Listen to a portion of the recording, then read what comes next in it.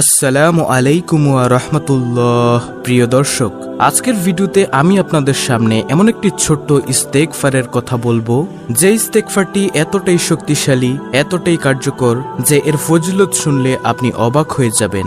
আপনি যদি কষ্ট করে এই ছোট্ট ইস্তেগফারটি এশার নামাজের পর 100 বার পাঠ করতে পারেন, আল্লাহ তাআলা আপনাকে 3টি পুরস্কার দান করবেন ইনশাআল্লাহ। তার মধ্যে সবচেয়ে দামি পুরস্কার হলো আপনার জীবনের সকল গুনাহ ক্ষমা করে দিবেন।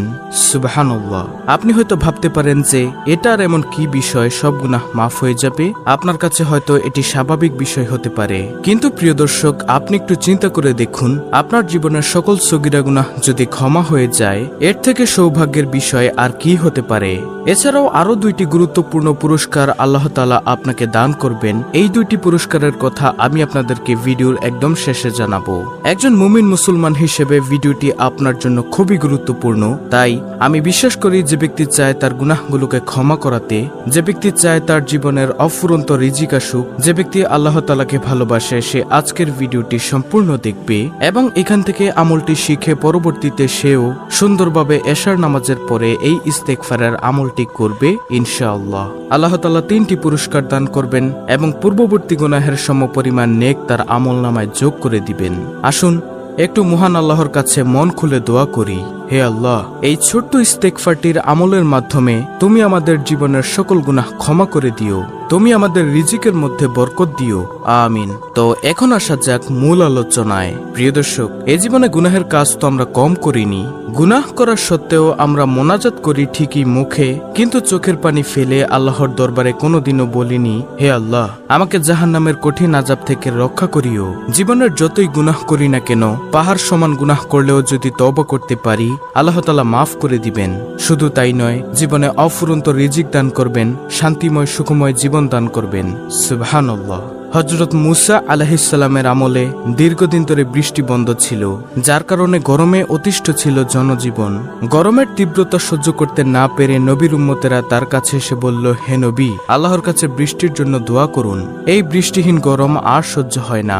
হযরত মুসা আলাইহিস সালাম সবাইকে নিয়ে বৃষ্টির জন্য নামাজ পড়ে দোয়া করতে শুরু করলেন।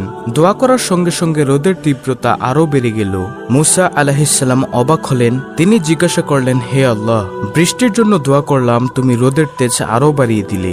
জবাবে মহান আল্লাহ তাআলা বলেছেন, এই জামায়াতে এমন এক ব্যক্তি আছে যে 40 বছর ধরে আমার নাফরমানি, আমার বিরোধিতা করছে, একটি দিনের জন্য আমার বাধ্য হয়নি, তার কারণেই বৃষ্টি আসা বন্ধ আছে।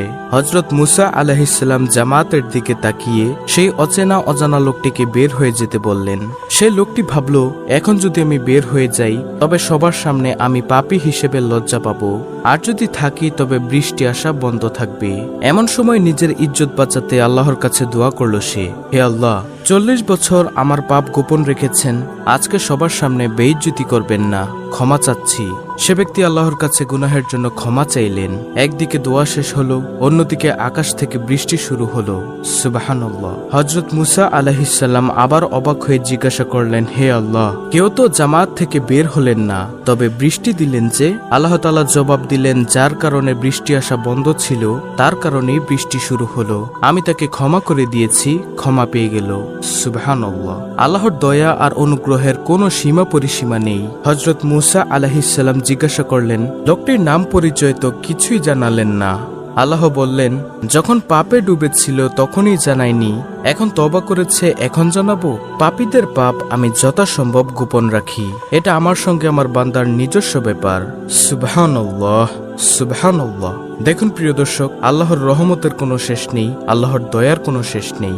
এখান থেকে আমাদের শেখার অনেক আছে, কারণ আমরা প্রতিনিয়ত পাপ কাজে ডুবে থাকি। হয়তো এসব কারণে আল্লাহ তাআলা আমাদের রিজিক কমিয়ে দেন, আমরা অভাব অনটনে, বিপদ, টেনশনে, পেরেশানিতে জর্জরিত হয়ে থাকি, হতাশায় ভুগে থাকি, রোগ শোকে জর্জরিত হয়ে থাকি। তাই চলুন সবাই মিলে আমরা আল্লাহর কাছে যার যার গুনাহের কারণে অনুতপ্ত হই, আর আল্লাহ তাআলার কাছে তওবা করে ক্ষমা চাই। তো প্রিয় দর্শক, যাই হোক, এখন আমি আপনাদেরকে জানাবো এই আমলটি কি এবং এই আমলের নিয়মটি কি।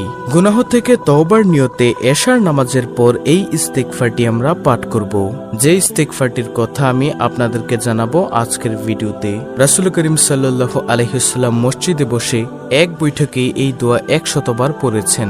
আবু দাউদ, ইবনে মাজাহ, তিরমিজি মিশকাত। আর সেই ইস্তেগফারটি হচ্ছে রব্বিগফিরলি ওয়া তুব আলাইয়া ইন্নাকা আনতাত তাওয়াবুর রহিম। দর্শক, আমি আবার বলছি ইস্তেগফারটি রব্বিগফিরলি ওয়া তুব আলাইয়া ইন্নাকা আনতাত তাওয়াবুর রহিম। অর্থাৎ, হে আমার প্রভু, আপনি আমাকে ক্ষমা করুন এবং আমার তওবা কবুল করুন। নিশ্চয়ই আপনি মহান তওবা কবুলকারী, করুণাময়। রাসূলুল্লাহ সাল্লাল্লাহু আলাইহি ওয়াসাল্লাম মসজিদে বসে এক বৈঠকে এই দোয়া 100 বার পড়েছেন। আপনারা এই ছোট্ট ইস্তেগফারটি স্ক্রিনের মধ্যে দিয়ে দিয়েছি উচ্চারণ সহ, বুঝে স্ক্রিনের মধ্যে দেওয়া ইস্তেগফার দোয়াটি পড়বেন। এছাড়াও অন্যান্য পুরস্কারগুলো হলো, দর্শক, 3টি পুরস্কারের মধ্যে আমি সর্বপ্রথম পুরস্কারের কথাটা ভিডিও শুরুতেই বলে দিয়েছি। নম্বর 1, উত্তম পুরস্কার, যেটা আপনার জীবনের সকল গুনাহ আল্লাহ তাআলা ক্ষমা করে দিবেন এবং পূর্ববর্তী গুনাহের সমপরিমাণ নেক আপনার আমলনামায় যোগ করে দিবেন। সুবহানাল্লাহ। নম্বর 2, আপনার রিজিকের মধ্যে আল্লাহ তাআলা রহমত দান করবেন। 3, গায়েবী খাজানা থেকে রিজিকের ব্যবস্থা করবেন। আপনার রিজিকের দায়িত্ব আল্লাহ তাআলাই নিয়ে নেবেন। এখন বলবো আমলটি করার নিয়ম। আমলটির নিয়ম আমি সংক্ষেপে বলে দিচ্ছি। এশার নামাজ আদায় করে উক্ত দোয়াটি 100 বার পাঠ করবেন। তারপর কয়েকবার দুরূদ শরীফ পাঠ করবেন। তারপর দুহাত তুলে আল্লাহ তাআলার কাছে চোখের পানি ছেড়ে দিয়ে দোয়া করবেন।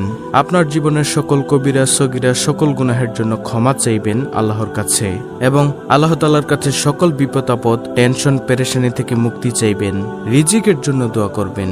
মনে রাখবেন, আল্লাহর কাছে চাইতে হবে, না চাইলে আল্লাহ তাআলা কিন্তু দিবেন না। আল্লাহ তাআলা বেরাজি হন। তাই আল্লাহর কাছে চাইতে হবে, আল্লাহ আপনার দোয়া কবুল করবেন ইনশাআল্লাহ। তাই আসুন আমরা উক্ত আমলটি করে আল্লাহ তাআলার দরবার থেকে সকল গুনাহ ক্ষমা করিয়ে নেই। একটি ছোট্ট অনুরোধ থাকবে, নতুন দর্শক হয়ে থাকলে চ্যানেলটিকে অবশ্যই, এই ইসলামের আলো চ্যানেলটিকে অবশ্যই সাবস্ক্রাইব করে পাশে থাকবেন এরকম আমলের ভিডিও পাওয়ার জন্য। ভিডিওটিতে একটি লাইক দিবেন এবং কমেন্টে আমিন লিখবেন এবং অন্য মুসলিম ভাই বোনদের কাছে ভিডিওটি শেয়ার করে দিবেন, যেন তারাও দেখে শিখে আমলটি করতে পারে।